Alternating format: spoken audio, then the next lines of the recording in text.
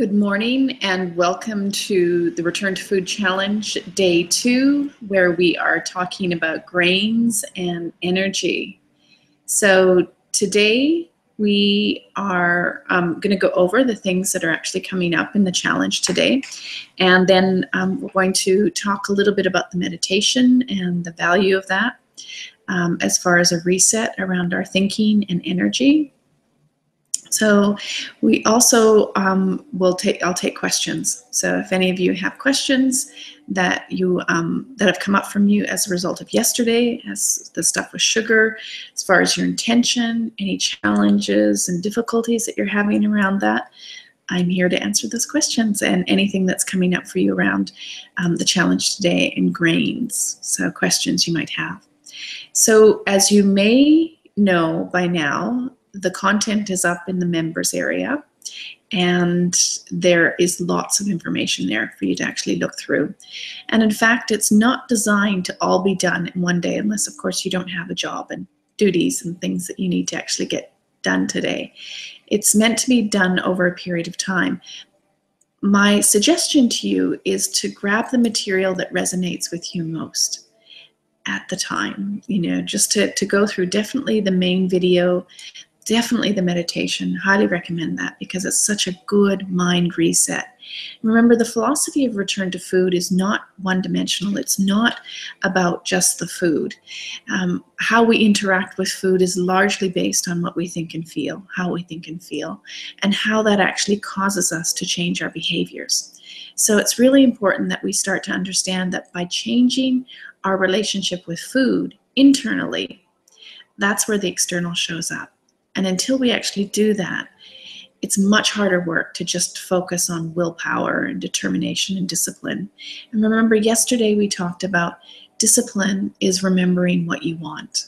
And so I highly recommend that throughout the challenge, when you're challenged by anything and you feel the need that you have to use this internal discipline that comes up for you, really want to encourage you that if we make it about remembering what we want, if we make it about what it is our intention that we actually want to create in our life, in our families, in our network of friends, on our planet, the communities that we're in the planet, what's the impact you want to have?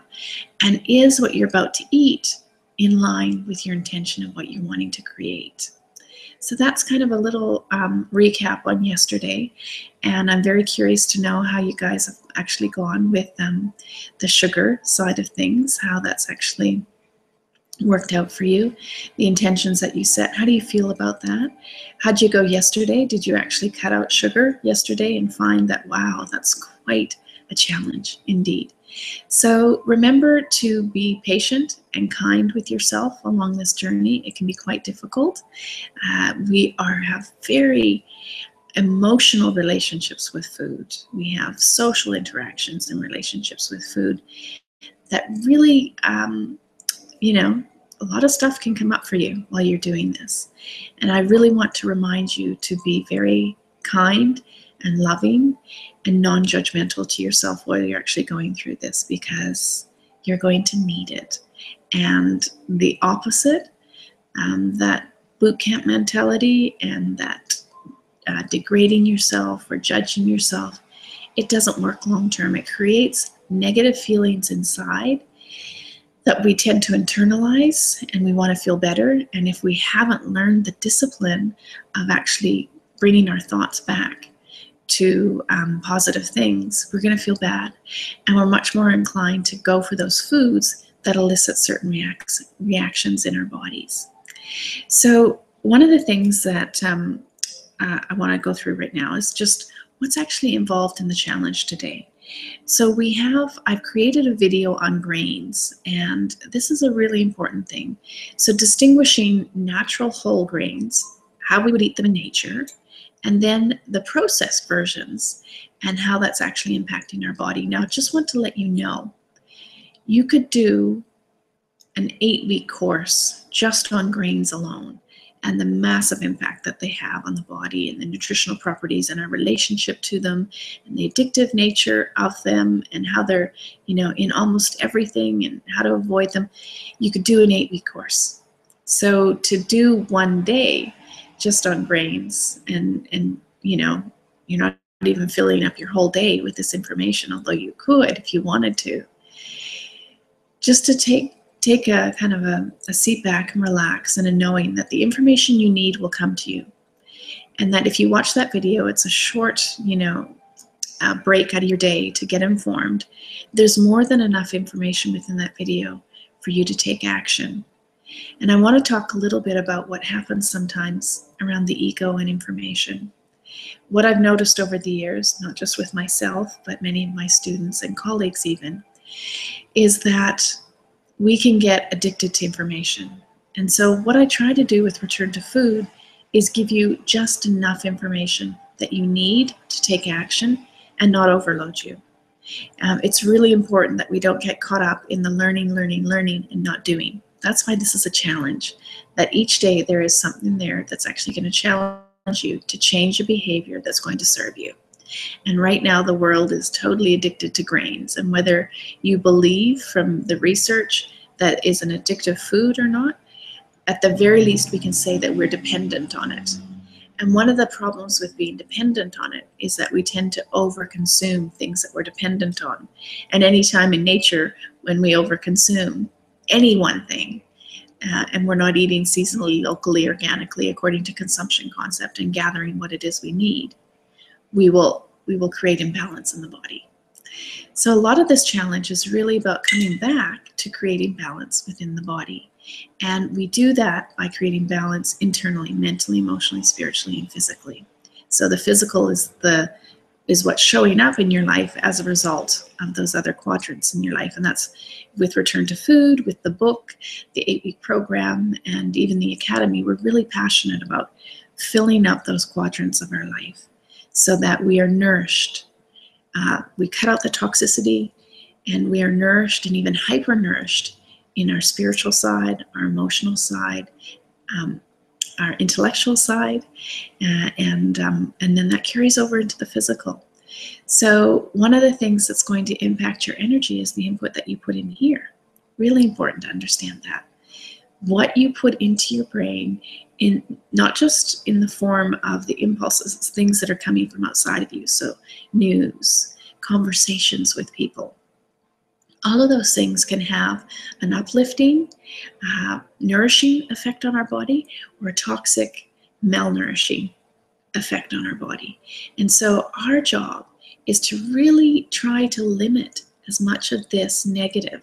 Try and even get it out of the picture if you can. Although in the world we're living in today, that can be really tricky. And really pushing up the positive, or the thing that actually nourishes your brain and your body. So I'm going to give you lots of information that you can look at with grains, but know that it's an endless pit. The amount of research that's out there alone could literally fill up your life for decades. So what you want to do is to work in a place that's really about guiding principles and understanding how these foods work in nature and how they've worked in our body. How we've interacted with them in nature. And when we do that, we're able to take in massive amounts of information distilled into concepts. And Daniel H. Pink says we're in the conceptual age now.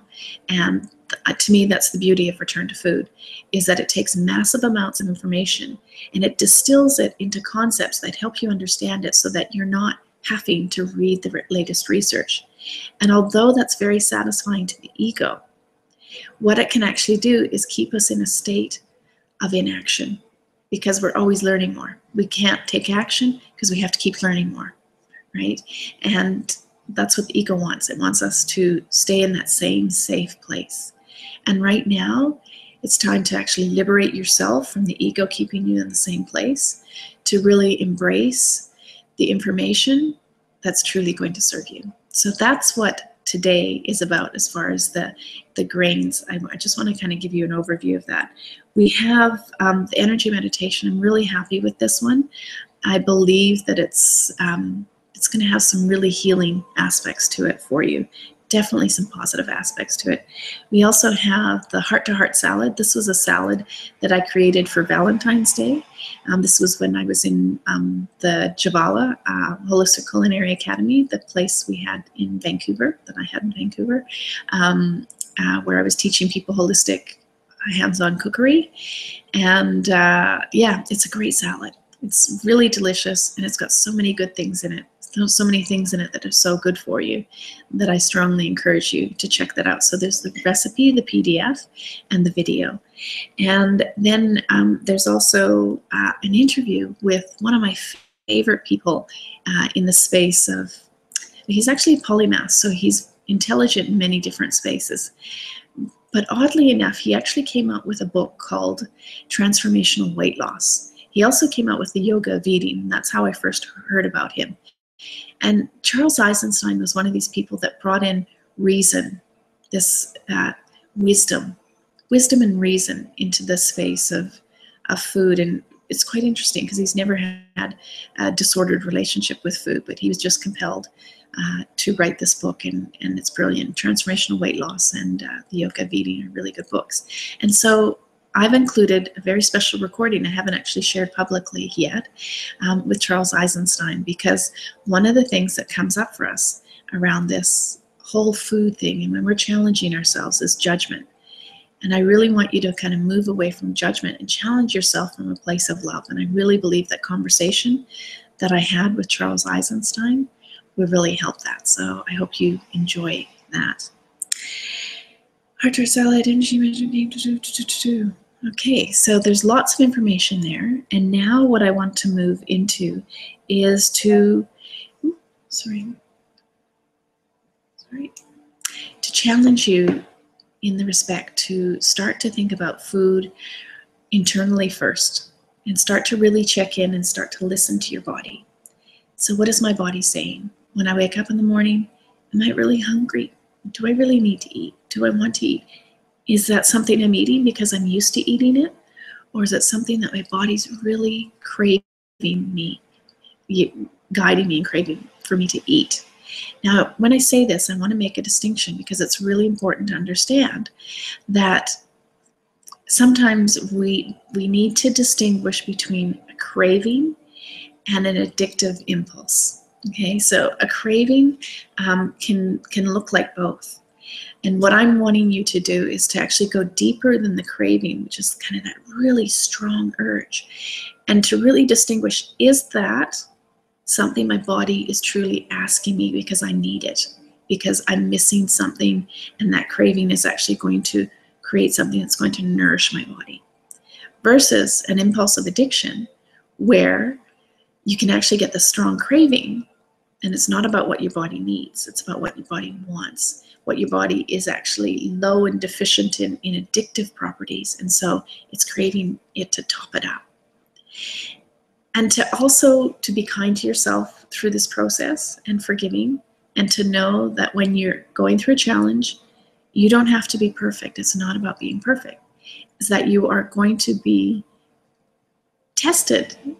Your body's going to test you, because if you're eating substances that are addictive to the body and aren't serving it, there's a lot of, impetus that you've built up, and not just in the body's physiological demands for something that becomes addicted to, but there's a whole ritual around what we're eating that if you start to observe, even in the simple act of making a cup of coffee or a cup of tea, most addictive foods have a ritual. So if you think about, getting the kettle ready, or the boiling water, or grinding the beans, or getting the tea bags in and steeping it just right, and maybe putting a bit of honey in, making sure that we have our spring water to do it. Literally, there are dozens of things that actually go on in our rituals around addictive foods. Chocolate. One of my, addictive foods is really good chocolate. And it's such a beautiful experience for me, because the package that I take it out is cardboard. It's got artisan printed etchings on it. As you open the little label, it's got a little Terry label in the paper that's just, everything's beautiful about it. And then you take it out of the sleeve, and it's in a beautiful gold wrapper. And then you open it up, and there's this beautiful, intricate Byzantine, just complex, something that you might see, I don't know if that's the right word, but like in a Turkish coffee house, just this really intricate design and a beautiful clear diamond pattern in the middle. And then you just break off a little bit and you smell it and then you taste it. You see what I mean? That even something as simple as we just think, well, I'm just having some chocolate. No, we often have little rituals and we have little quirky things around the addictive things that we're doing. So we need to just kind of really distinguish, am I doing this right now because of that strong physiological craving because I'm addicted to it? Am I doing it because it's a ritual that distracts me from my stress and my worry? Yeah, a lot of this can come up for us. So it's really important to understand why you're eating a certain thing and to develop new rituals that actually serve you. And to also get into that space as much as you possibly can of being at peace with yourself and to really check in and scan the body and say, what is it my body is actually truly wanting right now that's going to truly nourish it and is not just an addictive craving impulse? So you might notice that from my conversation about that addictive ritual, I haven't given up chocolate. I'm not going to. I believe that chocolate is God's way of saying he loves us and wants us to be happy. And I also believe that I'd rather live to 100 years of age with chocolate than 100 years without chocolate. Although there have been some remarkable studies, not studies, anecdotal observations about people who lived to very long ages and still enjoyed their chocolate. So you don't have to give it up. What the challenge is about is starting to actually find the best quality of things that you can actually find to be putting into your body. So if you do want chocolate, what's going to happen is if you choose a really good quality chocolate, right, you're going to be eating less of it because it is more satisfying. Not to mention it's a heck of a lot more expensive.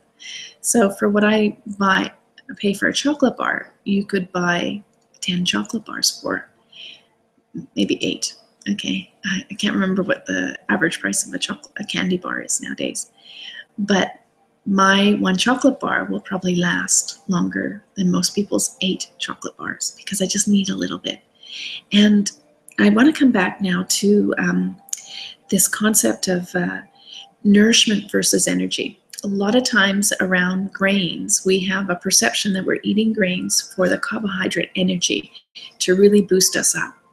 And remembering, you're going to learn more about this in the video on grains, that for thousands of years, grains were something we adapted to eat.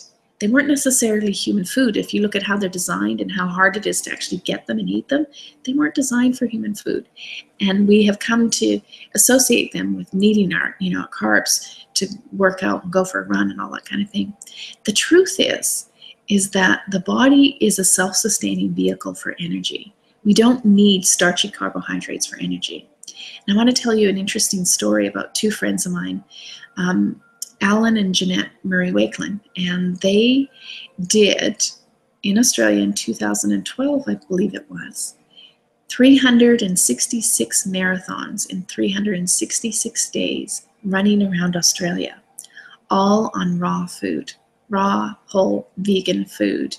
So, and they did this in Vibrams to actually run their entire marathon. Now, the interesting thing about this is you're probably imagining some very young people doing this when you think of 366 marathons in 366 days.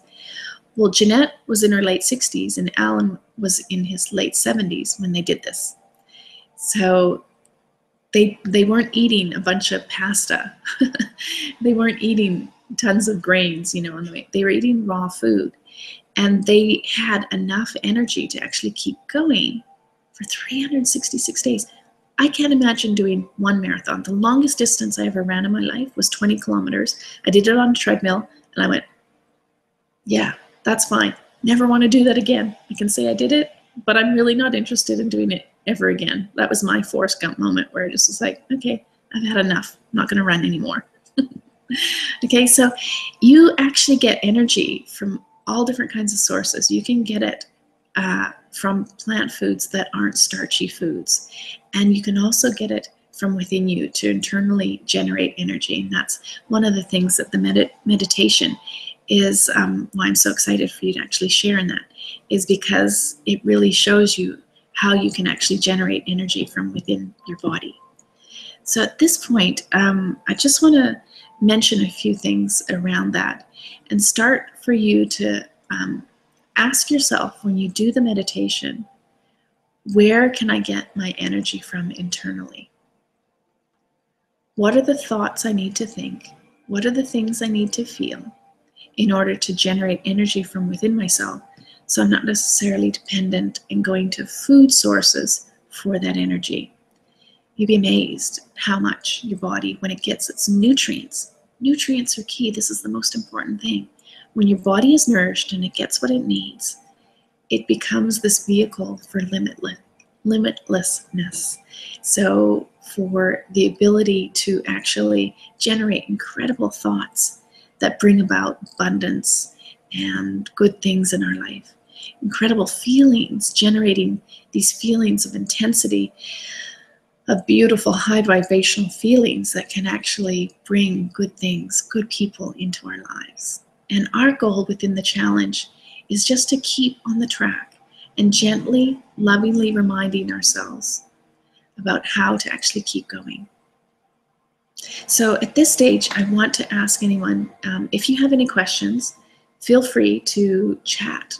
Pop them in the chat box. I believe that that's been enabled. I'm just going to write in the chat box here to say hello and good morning.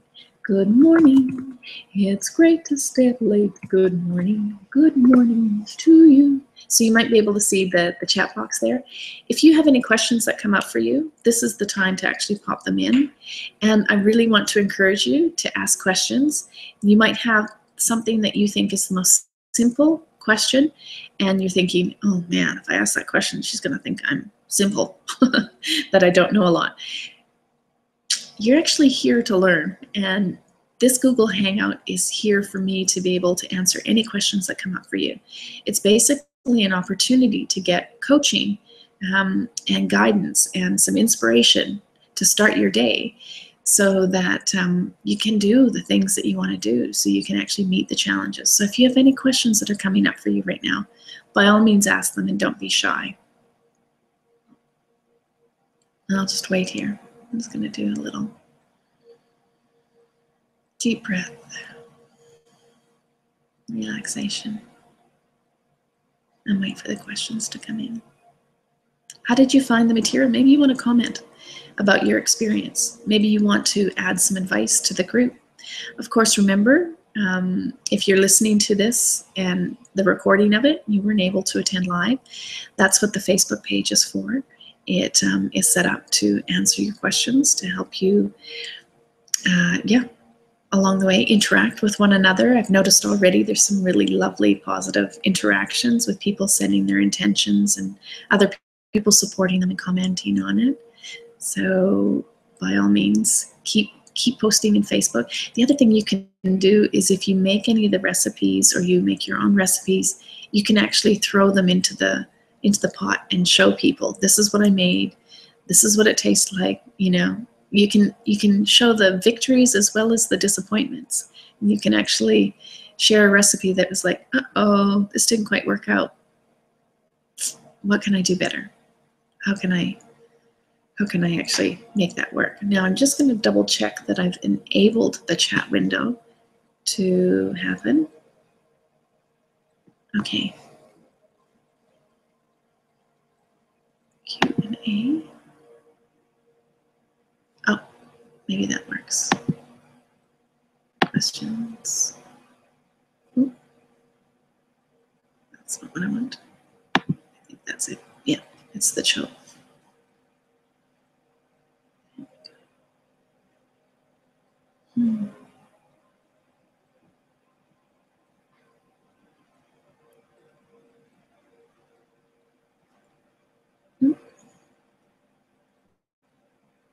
That's it.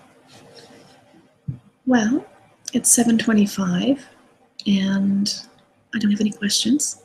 So I'm going to leave you to the materials today. Remember, they are in the members section. If you have any questions and you want to check them out in the Facebook page to ask me or any of the Return to Food coaches, or just to share within the group the experiences, I really invite you to do that and to enjoy that process.